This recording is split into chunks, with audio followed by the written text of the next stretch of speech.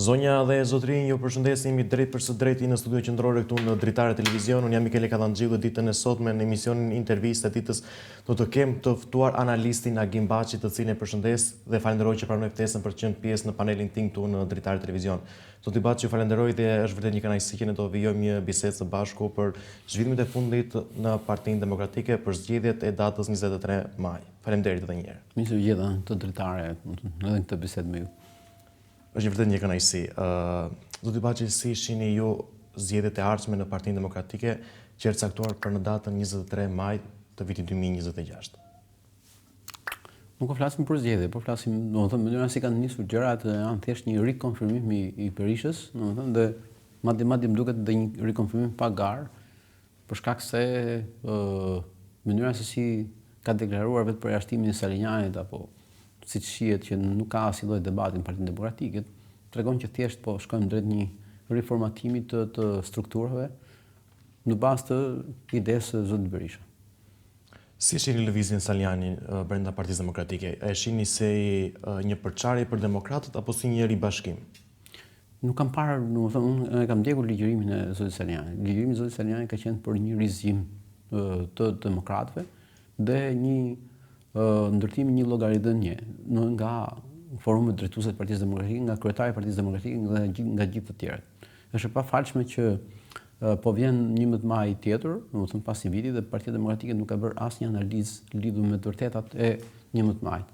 Kemi deklaruar raportet e zotit Berisha në televizion, në forume, kemi dëgjuar çdo ditë, domethënë, akuzat, të cilat kanë të vërtetën e tyre lidhur me ato çka thuhet lidhur me zgjedhjet e 11 majit dhe zgjedhjet e tjera, por nuk kemi dëgjuar asgjë lidhur me përgjegjësinë që ka, domethënë, dhe ajo që shikojnë që është vetëm për të shmangur Nelin Basha, i cili e ndalon rikandidimin e zotit Berisha, për mua pra është një shkelje e madhe pas shkeljeve që i ka bërë premtimeve nga Foltoria dhe nga ai rithemelimi i stadiumit, domethënë, sepse ai premtoi që Neni Basha, e tha me shumë entuziazëm, do të zbatohet Neni Basha automatikisht kur shumbet zgjedhjet ikën dhe nuk rikandidon. Tha që do bëj bashkë opozitën, nuk e bëri. Tha që unë mund të ramën për 6 muaj, thënë, nuk e bëri. Tha që unë jam personi vetëm që do të zbatoj me Nenin Basha, domethënë nuk e bëri. Dhe për më tepër rande të gjitha betejat e tij për shmangjen, për heqjen e ngratas, domethënë, për çështje të tjera, dhe kjo e ka bërë zotin Berisha tashmë një lloj të ndërtojë një parti demokratike pa debat, pa asnjë lloj energjie të brendshme, që të kthehet një forcë në një alternativë në duart e qytetarëve, që ata të besojnë që kjo është alternativa të cilën luftohet mazhoranca dhe mund të fitohet përballë zotit Rama. Dhe ajo që për mua është e pafalshme që i mungon nuk është më përgjegjësia e zotit Berisha.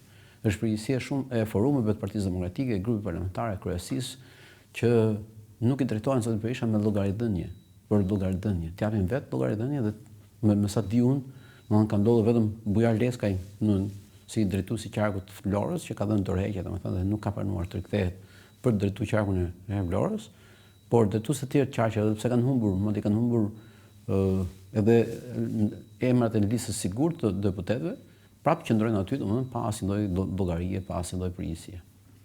E qartë. Gjithashtu në datën 22 kemi protestën e radhës të Partisë Demokratike, që lideri i Partisë Demokratike zoti Berisha ka deklaruar që ne në këtë datë e largojmë kryeministrin Rama nga kjo qeveri. Mendoni se kjo është diçka premtuese apo mendoni se do të jetë kjo protestë, gjithë protestat e tjera që ne kemi parë deri më tani? E para, domethënë, edhe nëse është më ashpër më kështu, domethënë, në qeverit nuk rrezohen me protesta. Dhe unë të paktën që e ndjek prej 35 vitesh politikën, ka ndodhur në 98-ën, ka ikur kryeministri Rama, është pushtuar kryeministria, është pushtuar televizionit, dhe nuk ka rënë prapë qeveria, domethënë. U ndryshu, pra nuk u ndryshu mazhoranca, u iku Rama, u kthye prapë më vonë, por nuk ka nëpërmes tyre revolucione, nuk është se ikën qeveria. E para, domethënë, protestat janë për të rregulluar jetën e brendshme të partive, është për të rregulluar jetën e brendshme të opozitës. Dhe të gjitha këto kanë shmangur debatet cilët nuk duhet të ishin bërë brenda forumeve, ato debate që Saliniani i ka hapur dhe ne kemi parë që ka patur takime në disa qytete të Shqipërisë, ku demokratët kanë kërkuar me ngulm një rigjenerim të plot të strukturave që nuk po ndodh. Dhe 22 marsi, edhe pse përket me një datë shumë, domethënë, të rëndësishme për demokracinë shqiptare, 22 mars 1992 ka fituar për herë të parë Partia Demokratike, domethënë ishte ndryshimi i vërtetë i sistemit. Tani po e protestojnë me një strukturë krejt tjetër që nuk ka ngjashmëri fare me atë lloj entuziazmi që ishte 22 marsi i 92-shit. Është një, domethënë 34 vjet më parë, njerëzit në gjithçka, në kudo që ishin, donin ta bënin ndryshimin, shkonin aty për ndryshimin, po nuk ka të krahasuar as me 2005, nuk ka të krahasuar as me vitet tjera, as me 2021 nuk kanë të krahasuar. Pra, ajo që po pengon në vërtet Partinë Demokratike është ky lloj ligjërimi që fitore pas fitore, dhe kemi edhe në janar, edhe në shkurt, dhe në mars, domethënë kemi disa që zoti Berisha ka thënë kilometri fundit, kjo është dita fundit e qeverisë, do të shkatrojmë qeverinë, domethënë Rama është i vdekur, Rama është i ikur, dhe kjo i bie pastaj që të jetë një tallje shumë e madhe me demokratët. Nuk ka asnjë lloj kuptimi. Madje kemi parë edhe në foltoret e zotit Berisha.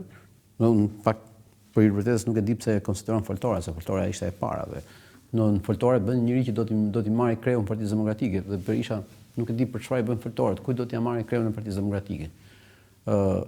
Gjithsesi kemi ndjekur disa njerëz të cilët kanë kërkuar, madje edhe përballë zotit Berisha, kanë kërkuar që të gjenet një rrugë tjetër për të rigjeneruar Partinë Demokratike. Por duke ja kërkuar zotit Berisha dhe pa ikur zoti Berisha, më duket një lloj autoironie e madhe. Ju pak më herët situat që protestat bëhen vetëm për një arsye që të rigjenerohet edhe një partia. Për të riorganizim në partisë, domethënë. E qartë. Partia Demokratike, a ka besueshmëri aktualisht nga protestat që ka organizuar? Shiko, protestat janë një gjë e mirë. Protestat, domethënë, duhet. Në një vend unë mendoj që njerëzit duhet protestojnë. Njerëzit duhet protestojnë pa pas nevojë fare për të thirrur Partia Demokratike. Njerëzit kanë shumë arsye që të protestojnë, domethënë duhet të tregojnë aty që janë për të kërkuar drejtat e tyre, dhe realisht ne kemi një histori, për shembull, me zotin Rama. 3 herë kur qytetarët kanë kërkuar me ngulm, siç ka qenë armët kimike, rasti i Rasha, i vrasjes Rasha nga policët, apo protesta studentëve që ka prodhuar edhe domethënë reagim politik nga majoranca. Protestat e tjera nuk kanë qenë të tilla, domethënë pavarësisht se i ka bërë politika, kanë qenë në një ritëm krejt tjetër, dhe sidomos tani që me zotin Berisha kanë ardhur në rënje një mospërgjigje publiku ndaj kësaj, duhet kishte çuar urgjent që forumet e Partisë Demokratike të ishin një pikpyetje shumë të madhe. Domethënë ti bën një pyetje reale Sali Berishës, e mund të di Ramën? Se kjo është pyetja që duhet bërë. Nuk është pyetja a e mund Vin Salinianin apo këdo tjetër që do kandidojë me Berishën. E mund të di Ramën? Se kjo është pyetja që ata duhet t'i bëjnë. Se përndryshe, nëse nuk e pyesin lidhur me atë nëse mundsinë apo pa mundsinë për të mund kundërshtarin politik, atëherë janë thjesht një parti e vogël që nuk pretendon me pushtet, dhe kjo nuk, domethënë, i jep një drejtim krejt tjetër pastaj Partisë Demokratike. Unë mendoj që Partia Demokratike është një parti që mund të rigjenerohet, që ka më shumë se sa aq sa të shikojmë ne. Domethënë ka njerëz që ka intelektual vërtet, dhe ka njerëz të cilët kanë kontribuar, që mund ta bëjnë atë parti shumë më të fortë, shumë më konkurruese, shumë më të madhe. Zoti Berisha, për shkak të rrethanave që është, domethënë, jo vetëm që është inkoherent me ato gjërat që ka thënë, po duke qenë edhe non grata, duke qenë edhe i akuzuar, ka rënduar së tepërmi situatën e Partisë Demokratike, dhe njerëzit, po të shikojmë me vëmendje, nga protesta në protest kanë ardhur në të kurrje. Domethënë, dhe kjo ndoshta ka bërë pastaj që në krahun tjetër sa më shumë të kurrën, aq më shumë Berisha e acaron ligjërimin e tij politik. E qartë, sa real është mundësia që Sali Berisha të mos rikandidojë për kreun e Partisë Demokratike në zgjedhjet e ardhshme? Zero shanse. Për sa kohë, domethënë, nuk ka një llogaridhënie, nuk i kërkon askush llogari, domethënë në grup parlamentar, në kryesi, askush nuk ngre zërin, Këshillin Kombëtar ku mund të ketë zëra që mund të flasin, pothuajse nuk e përfit fare, pra nuk e ka mbledhur. Atëherë, domethënë, është gati e pamundur të mendojmë që Berisha mund të rriqet në mënyrë të tillë, domethënë vullnetare. Jeni mendimit që Partia Demokratike është ndarë në dy kampe, në kampin e Berishës dhe në kampin e Salianit? Jo, në qoftë se do të vazhdojnë me këtë këmbgulje dhe në qoftë se forumi nuk do flasin, do rrezikoj. Domethënë, por nuk është se do rrezikoj se ndoshta kë mund mos i prish punë Berishës për drejtuar Partinë Demokratike, por demokracisë shqiptare dëmton shumë sepse ndërton pastaj një parti jo konkurruese dhe ne nuk kemi nevojë për një opozitë jo konkurruese. Ne kemi nevojë për një opozitë të fortë, një opozitë konkurruese, një opozitë që bën pushtetin të reagojë dhe të jetë në vëmendje shumë të madhe, sepse në momentin që ndërtohet një alternativë e besueshme përballë pushtetit, atëherë edhe kemi shumë pak mundësi që qeveria të jetë më arrogante apo të shkel në mënyrë të hapur ligjin apo ta shpërfillë atë, domethënë, sepse kjo pyetja kjo vjen për shembull nga qetësia e zotit Rama dhe për të menaxhuar me fjala rastin e Ballukut. Dhe unë mendoj që gjithë qetësia e zotit Rama për të drejtuar në këtë mënyrë vjen nga mungesa konkurrencës së opozitës, nga një opozitë cilën ai e shikon si jo rrezik, domethënë për pushtetin e tij. Mendoni se rasti i çështjes së Balluku ka qenë një le ta quajmë një mundësi e mirë për Partinë Demokratike? Jo vetëm rasti i Ballukut, domethënë janë dy të paktën, zoti Veliaj dhe zonja Balluku. Dy raste, dy precedent që mund të ishin kthyer në kapitale shumë të forta politike, por që nuk u kthyen për shkak të pabesueshmërisë që ka leadershipi i Partisë Demokratike. Domethënë, edhe shiko, për të mundur pushtetin ti duhet të kthesh në alternativë, duhet të kthesh një forcë morale, duhet të kthesh një shumicë morale. Dhe domethënë është paradoks që të kesh kaq shumë kauza, të kesh të drejtë, domethënë madje ligjërimi yt politik të korrespondojë me ca të vërteta të mëdha dhe prapë të kesh këtë lloj të kurrje, domethënë këtë lloj tërheqje, këtë lloj mungese të mbështetjes popullore. Unë mendoj që kur vjen këtë moment, nëse nuk e bën lideri pyetjen për vetveten, do ta bëjmë forumet rreth tij, domethënë për ta pyetur se çka ndërmend të bëjë me kundërshtarin e vet politik. Përndryshe, nëse shkojmë vetëm në një ligjërim dhe Berisha thjesht ruan këtë statu quo, do kemi një kurrje më të madhe të opozitës dhe parashikoj domethënë një rezultat katastrofë në zgjedhjet lokale të vitit të ardhshëm, nëse nuk do ketë një rigjenerim të Partisë Demokratike. Mundet të shkojë Partia Demokratike drejt një shpërbërje? Por aq kohë sa nuk është rrezikuar nga forcat e tjera politike, ato kishin një shans, më 11 maj, mund të ishin bërë bashkë, mund të ishin bërë një politret, do të ishin një kërcënim i fortë, domethënë politik, qoftë për mazhorancën, qoftë për Partinë Demokratike në mosndryshim. Madje domethënë jam i bindur që Partia Demokratike do të përshpejtonte shumë hapat që të rigjente veten, por e humbën një shans. Tani ta shikojmë sepse për sa kohë elektorati i Partisë Demokratike nuk ka shkuar në një parti tjetër, ose kanë shkuar kaq pak sa nuk e kanë shpërbër fuqinë e madhe të opozitës, mendoj që do jemi këtu të kjo pikë, të kjo kornizë, domethënë kjo panoramë e partive politike. Por nëse vazhdon Partia Demokratike të këmbgul në këtë lloj qëndrimi, pa dhënë llogari, pa gjetur një rrugë të hapet, pa gjetur një rrugë që të bëhet parti përfaqësuese e qytetarëve shqiptar, mendoj që do ta ketë vështirë konkurimin me, domethënë dhe kjo do të fatkeqësisht do jetë, domethënë do të lejojë arrogancën e madhe të qeverisë që mundet pastaj që mazhoranca, siç ndodhi herën e fundit, që të vendosë nëse është për të dënuar apo s'është për të dënuar, ka fakte apo s'ka fakte dhe merr rolin e gjyqtarit dhe prokurorit edhe flasim kohët pastaj për ndarje pushtetesh. E qartë, nëse Sali Berisha nuk kandidon për zgjedhjet e ardhshme, kush mendoni se do të jetë një nga emrat që do ta ribashkojë Partinë Demokratike? Po, kushdo që të vijë, domethënë do ketë një rigjenerim. Për shkak se domethënë do të ndryshojnë ujërat aty dhe do të mund të jenë jo një, mund të jenë 10 kandidatë. Mund të jenë emra të cilët kanë mbështetje publike. Dhe fundit, nëse partia gabon vet, domethënë duke zgjedhur një lider dhe e heq dhe vë prapë, do e ketë sigurt përmirësimin në gjithë botën demokratike. Liderët japin dorëheqje në momentin që humbin zgjedhjet, jo se mund të kenë qenë gabim, se mund të kenë patur përballë një qeveri shumë të mirë. Jo në rastin e Shqipërisë që ka patur mundësi opozita ta vërë me shpatë pas murit qeverinë e sotme, por jep dorëheqje sepse nuk fitoi dhe duhet vi një emër tjetër që rigjeneron partinë. Për sa kohë në Shqipëri nuk ndodh kjo, domethënë është e vështirë të parashikosh pastaj se si do shkojë harta politike. Sa gjasa ka që Ervin Saliani të jetë drejtuesi i Partisë Demokratike në zgjedhjet e ardhshme? Në para nuk shikoj tani një mundësi që ta lejojnë, madje shikoj një përpjekje për të mos e lejuar të kandidojë. Domethënë zoti Berisha zgjidhi me vetë përjashtimin dhe ajo që humb nuk është thjesht ideja që konkuron apo nuk konkuron Ervin Saliniaj.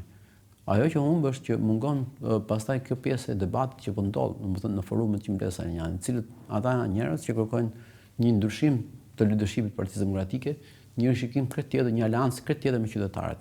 Opozita e ka të nevojshme, e ka jetike një aleancë me qytetarët. E ka të, domethënë, nëse do të rikthehemin në pushtet, nëse do të bësh atë, duhet të rikthehesh pra dhe duhet të kuptosh që ata njerëz që janë aty për drejtuar Partinë Demokratike duhet të jenë me aleancë të fortë me qytetarët, duhet të jenë zëri i tyre, përfaqësuesi i tyre. Këta nuk e bëjnë këtë pyetje sot. Madje, domethënë në mënyrë cinike kanë filluar të fajsojnë popullin pse nuk e mbështet opozitën. Unë e kuptoj që në momentin kur qeveria ka shumë gjëra për të kontestuar, për të kundërshtuar, domethënë dhe mund të themi që shumë njerëz thonë për shembull pse i kërkon llogari opozitës sepse le të ikë qeveria, po në demokraci zgjedhjet bëhen me parti politike. Dhe që të bëhet ndryshimi, duhet një forcë tjetër që t'japi siguri. Në momentin që ka një problem, domethënë edhe zoti Rama prej vitesh ka luajtur me idenë që domethënë duke bërë debatin politik të tillë që njerëzit mos shikojnë edhe shumë alternativa, dhe në momentin që s'ka alternativa, fiton ai që është në qeveri, nuk fiton ky që është në opozitë. Ai që do të vinë pushtet duhet bëjë një dallim shumë të madh, duhet bëjë një dallim në qasje këtë tjetër, nga ajo që bën qeveria. Nëse nuk bën qasje tjetër, nëse ti imiton atë, për shembull siç mund ndodhi tani që të bësh ndryshime të njëanshme, siç bëri zoti Rama në 2020 që prishi marrëveshjen e 5 qershorit, domethënë që u bë firmosja e marrëveshjes në ambasadën amerikane, nëse Berisha prish dhe tani, domethënë është e njëjta gjë. Pra ti prish rregullat, s'ke pse ankohesh për kundërshtarin. Si interpretoni reagimin e Salianit, i cili ka quajtur ndryshimin e statutit të Partisë Demokratike, i cili është në shërbim të kryeministit të vendit të Ramës? Këtë ide pra, se shiko, edhe ndërkombëtarët, domethënë kemi dieni që kanë kërkuar që respektimi i statutit të jetë një gjë themelore në Partinë Demokratike, sidomos Partitë Konservatore, e kanë statutin e tyre të partisë, e kanë të rëndësishëm, ajo është kushtetuta, dhe duke respektuar kushtetutën që e ke firmosur vetë, e ke vulosur vetë. Atëherë ti jep shembull që edhe nesër pas nesër kushtetutën e shqiptarëve ti do ta vlerësosh. Por në momentin që ti shkel kushtetutën e partisë tënde, atëherë cila është garancia që shqiptarët do të besojnë që ti do ta respektosh kushtetutën e Shqipërisë? Dhe kjo edhe me sa më lexova nga Saliniaj, fryma e reagimit ti kjo është, domethënë ti nuk mund të bësh ndryshime të njëanshme, thjesht do të heqësh një kundërshtar. Atë bëri edhe zoti Rama në 2020 kur prishi marrëveshjen dhe shkoi pa koalicione në zgjedhjet e vitit 2021. Domethënë, atëherë pse ankohesh për kundërshtarin kur bën vetë një veprime me partinë tënde? Sa ndikim do të ketë kjo garë në raportin e opozitës me qeverinë? Shumë. Në është vendimtare, të thash që vetmja kartë që ka opozita është karta morale, është aleanca me qytetarët, është ndryshimi, domethënë të rikthesh në alternativë. Pra, qytetarët besojnë që ti instrumenti i tyre për të ndryshuar qeverisjen. Domethënë, qytetarët besojnë që ti je në dorën e tyre, je qeverisja, je instrumenti ku ata shikojnë rotacionin politik. Dhe kjo është e domosdoshme, se ti aq më tepër që sot opozita ka disa handikape. E para, në kuvend nuk i imponohet mazhorancës, sepse ajo ka 86 vota. Me ndërkombëtarët ka një handikap shumë të madh, të cilët domethënë për shkak të statusit që ka zoti Berisha në ngrata, ka një braktisje të madhe të ndërkombëtarëve. Atëherë, e vetmja gjë që të mbetet detyrim përcaktim është aleanca me qytetarët. Dhe kur nuk shikojnë një dritë jeshile që ti vërtet po kthehesh instrumenti i tyre, domethënë instrumentin e duart të qytetarëve, që ata të shikojnë aty mundësinë në një rotacioni, atëherë kjo e penalizon shumë. Pra, se ti nuk imponohesh tot qeverisë në dy rrugët e tjera që kanë qenë tradicionale, o në parlament me vota, pse e kushtozon, ose me ndërkombëtarët cilët i kanë ulur tryeza dhe kanë bërë marrëveshje. Këto dyja sot i mungojnë Partisë Demokratike. Atëherë duhet ishte vetëm e treta. Të tretën po e pengojnë vetë duke mos pasur një qasje të fortë në një debati, domethënë ku ka analiza, ku ka dhe shikoj me ke qartë shikoj se nuk mund të kesh dy foltore, domethënë dhe siç bën një Berisha, një Saliniani dhe të kenë të dy hanë PD-s, po mos të kenë koordinatat përbashkëta, mos shikojnë në të njëjtin vend. Mendoj që është përgjegjësia e leadershipit Partisë Demokratike, po jo vetëm Berishës. Është gjithë atyre të cilët në heshtin dhe për sa kohë heshtin, them që nëse heshtin sot që janë në opozitë, imagjino çfarë heshtje mund të kenë pastaj kur të jenë në qeveri. Se unë edhe besoj se çdo njeri që do të mirën e këtij vendi është i shqetësuar për shkak se nuk ka debate edhe në PS.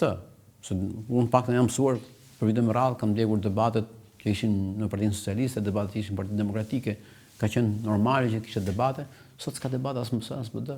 Dhe kjo më shqetëson sepse mungesa e debatit në forume tregon që në qeverisje çdo debatojnë për të mirën e ligjit, për të mirën e rregullit, për të mirën e shqiptarëve. E qartë. A mendoni se Partia Demokratike aktualisht është në të njëjtën gjendje që ka qenë në vitin 2019 kur Sali Berisha u largua nga rradhët e Partisë Demokratike për çështjen non grata që hoqi Lulzim Basha? Kjo është më keq. Në atë kohë kishte një shpresë, domethënë, por fatkeqësisht se kur tash jemi pasojë, domethënë është pasojë 8 janarit 2022, që Berisha goditi shtëpinë e tij me, domethënë, edhe shumë njerëz cilët nuk e duan këtë politikë konflikti. Treguan që më 11 maj, në vërtet nuk shkuan te Partia Socialiste, por refuzuan politikën e konfliktit. Dhe do ishte emergjente që Partia Demokratike të gjente një rrugë që të kthente këta njerëz të cilët nuk janë pjesë e strukturave, po janë mbështetje e Partisë Demokratike, janë mbështetje e opozitës, të cilët duan një politikë ndryshe, por që nuk i bashkohen politikës konfliktit. Kështu që mendoj që nëse në 2019 kishte diferencë në kushte dhe kishte një shpresë për një lëvizje këtë tjetër dhe ti mund ta kushtoje edhe qeverinë me vota, që nuk mund të merrte vendime me 84 vota. Sot nuk e kushton dot më. Politika është edhe akt vote dhe akt force, por në parlament. Ama politika është, do të them, pastaj që zgjedh opozita është të kthehet në shumicë morale, pastaj kthehet shumicë qeverisë. Kjo po nuk po ndodh. Kjo po pengohet. Kjo nuk po shikohet si lëvizje brenda Partisë Demokratike. Në rradhët e Partisë Demokratike aktualisht, shihen ndonjë kandidat i cili mund të ta sfidojë kryeministrin e vendit Rama në zgjedhjet e ardhshme? Spari duhet të parë se si do mund ta ndërtojë, domethënë me Berishën është vështirë, shumë vështirë. Dhe këthe kanë treguar faktet, domethënë që zgjedhjet që janë bërë me zotin Berisha, zgjedhjet e 11 majit, domethënë, edhe pavarësisht akuzave që ka për mazhorancën, pavarësisht se mund të themi shumë të vërteta lidhur me patronazhimin, me mënyrën se si qeveria, domethënë menaxhon zgjedhjet, bonusi për pensionistët, mbulimi 1 për 1, pothuajse i gjithë shkaja që qeveria tashmë e ka në dorë, po unë mendoj që prapë kjo nuk e justifikohen një opozitë e cila struket dhe nuk flet për të vërtetat brenda vetes. Dhe nuk ka, domethënë, me këtë leadership është vështirë të konkurohet përballë Ramës. Rigjenerimi i opozitës do të shikosh që do ta bëj pastaj të shikojmë një se është çështje entuziazmi. Në momentin që njerëzit fillojnë besojnë, rikthehen strukturat, rikthehen njerëzit, rikthehen debatet.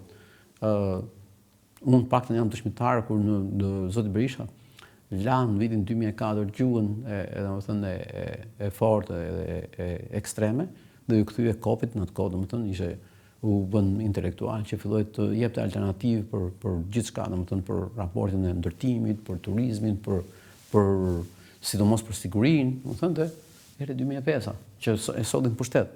Por ky është historia e këtij vendi që tregon kur ti kthesh në alternativë, kur ti kthesh i besueshëm, kur ti ofron ata qytetarë që dinë ti shprehin shqetësimet e tyre, atëherë ti ke shumë shanse, domethënë, që të konkurosh në mënyrë të hapur dhe të kthehesh në pushtet. E qartë, por nëse Sali Berisha të rriqet nga kjo garë, është një avantazh mirë për Partinë Demokratike dhe Demokratët? Unë mendoj që jo vetëm tërheqje, po mos ketë më imponim për kreun e ardhshëm të Partisë Demokratike. Mos ndodhë njëjta histori si me zotin Basha, që edhe pse domethënë zoti Berisha e ka mohuar, në fakt i asociimi, domethënë ndërkombëtarët që atakonin zotin Berisha në pas çdo çështje që duhej zgjidhur me opozitën, tregonte që ndërkombëtarët, po dhe shqiptarët, nuk besonin që kishte vetëm një kryetar në Partinë Demokratike, dhe nuk e besonin që ishte zoti Basha ai që merrte vendimet për Partinë Demokratike. Nuk ka nevojë opozita për një dyzim të tillë, sepse një dyzim i tillë dhe çorienton gjithë vendimarrjen. Kështu që çdo lloj sugjerimi ose çdo lloj zgjedhje e orientuar nga zoti Berisha, do ishte prapë e gabuar. Mos ndoshta kreu i Partisë Demokratike aktualisht zoti Berisha e bën këtë çështje pasi nuk ka besim tek kush? Tek Demokratët?